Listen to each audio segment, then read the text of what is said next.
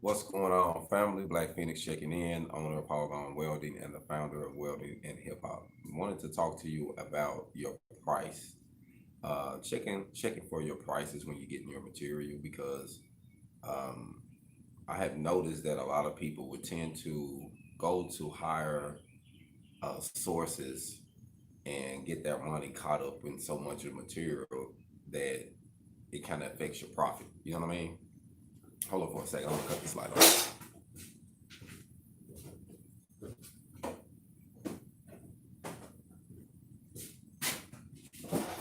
So I think that it's very important to um, check around. I'm gonna tell you what I do when I come to a new city or if I'm working in a certain area. I will always call around in whatever radius that I want to go in. So say if you want to only travel in you say, man, I don't want to go no more than 15-mile radius. Okay, then you travel, you see what areas are within that 15-mile radius, you check the prices.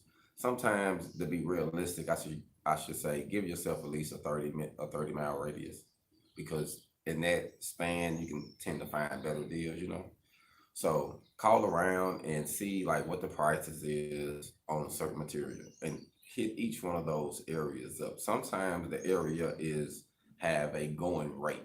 You know what I mean? And then sometimes you have areas that have discount materials or they are wholesale companies. So I like to shop at most wholesale companies. Sometimes when you shop with wholesale companies, you have to buy full sticks or whatever, which is fine because if you're gonna be doing certain things, you can save in the long run. You know what I mean? So if you're building a few of them, so what I do, I like to call around and check the price on my material list, like because when you're building your products, you're investing money in that material.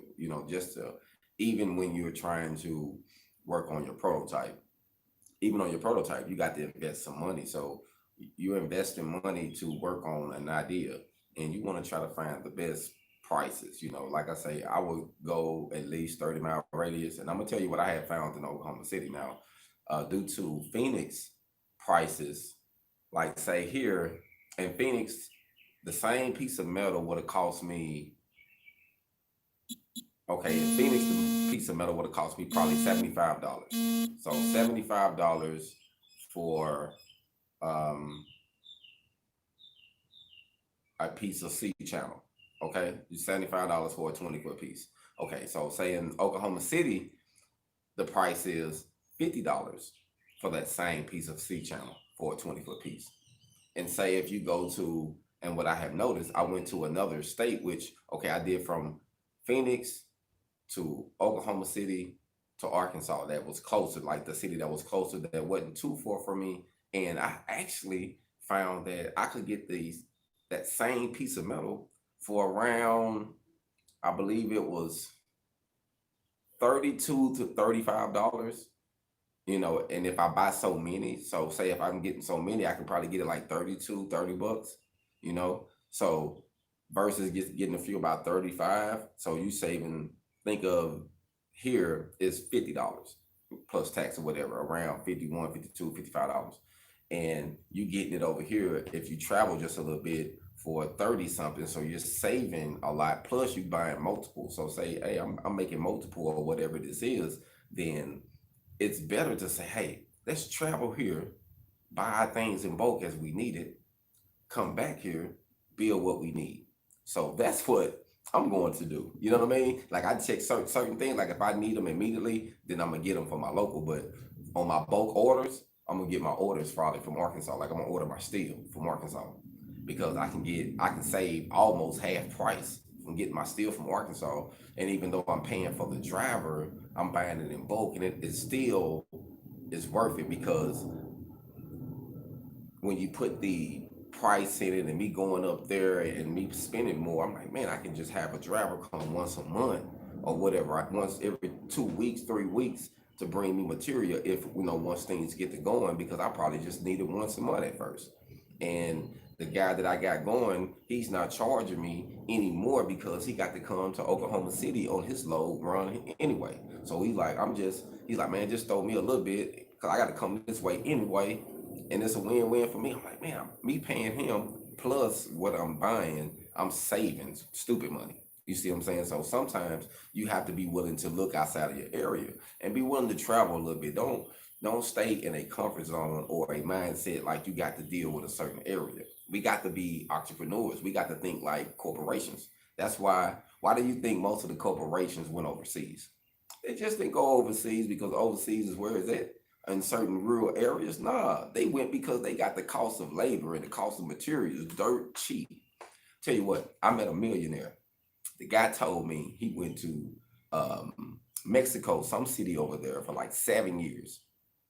Did this business. He said his top employee was making, I want to say he told me $3.50, and he had a top flight facility where he even had health care for their kids, their families. He fed them, the ones that didn't have that much, he fed them. They had lunch and dinner. Like he had like a full setup to make it a complete benefit on top of paying them what he paying them, plus getting material for dirt cheap. He's making something, he telling me, costing him probably, and even the material altogether, it might cost them $3 to $4 to make this full product that they sell it to someone for thousands.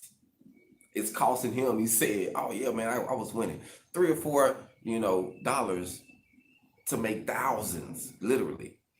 But he had to relocate, and then he was telling me the benefits, and then he was like, "Well, I wanted to come back," but you see how the corporations think. Like you got to be willing to look outside your area sometimes, travel and say, "Okay, maybe I need to go over here and get this product that I need," or maybe I need to go over here and get this, but just don't get in a comfort zone and feel like you only gonna get it from one way, because there's so many ways to network yourself. There's so many ways to actually get your price sheet together, because that's how I work on mine, especially with building my products, because I want to be able to save money and make money.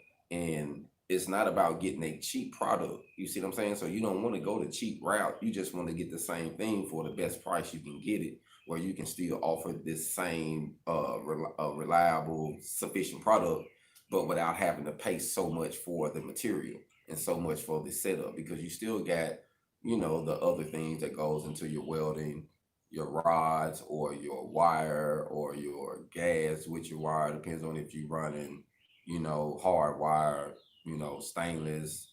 Um, it just depends on what you're running. You know what I mean? But I have noticed that, in especially since I've been doing this I've been in business with HogOn Welding since 2017. That's when I actually established it in Phoenix, the beginning of 2017. And that's one thing I have noticed. Even there, I had to always go outside the area to market, because prices was just ridiculous. Now I used some places that was close by just because it was convenient at the moment, and I could put my price in with the customer, because that's what you want to do too. If you got to spend more, make sure that you get the customer. If it's something that you're doing, like on a service call, the customer, that price needs to be in your bid or in what you're doing, because they need to know, what this particular stuff costs. And then you want to, since you're going out there and doing it, everything, you want to at least put 25% on top of that. So if you are doing a call and going up, picking up the material, talking to the people, might be in the line up there an hour, maybe two, due to this COVID-19 situation and this pandemic. So we got different things going on with how many people can come in a certain shop. So you might be, lingering around a few hours to try to get something done for someone. So that's still your time. So you have to learn how to uh, put that inside the mix when you're doing your bid. So when you're doing your price and all of that, just got to go with it, man. I actually just wanted to come to you and say that, because it's very important. And I know a lot of times, we tend to look at it just one way. And I think if you just think outside of the box and be like, hey, let me check on some of these other areas. And once you get to checking on these other areas, you get to seeing how the prices is a lot better. You know what I mean? You be like, man, you know what I'm saying? So I think that it's important for us to just do some price checking, call around different shops or even different towns. Sometimes you might have to go, like I say, you might have to go to the next state that is closer to you to get the stuff you need. And it's worth you going there, picking that up and coming back. You see what I'm saying? So I always believe that if you're really going to get somewhere with your business independently, you got to be a hustler. You got to be willing to go get it. You got to be willing to be a go getter. And I think exercising that ability to network in a bigger circumference would actually help you do that. Hey, what's going on? What's going on? So I'm sitting here, man, just like I say, I just wanted to give a few updates on that and help people get their stuff together. Yes, yes, you got to be a go-getter. That's most definitely 100%. So, when you're doing what you're doing, think outside of the box, be a go-getter. Keep knocking on doors, man. I believe this is our year. This is the year for the independent grinders. This is the year for the welders, the fabricators, the independent installers. Like, this is our year, man. Like, I think things is going to start changing. They're going to go to our advantage. I think it's really going to be a good thing. So really focus on what you need to do. Get yourself together. Figure out what you want to make and start making it, man. Now is the time. Now is the time. Hold on.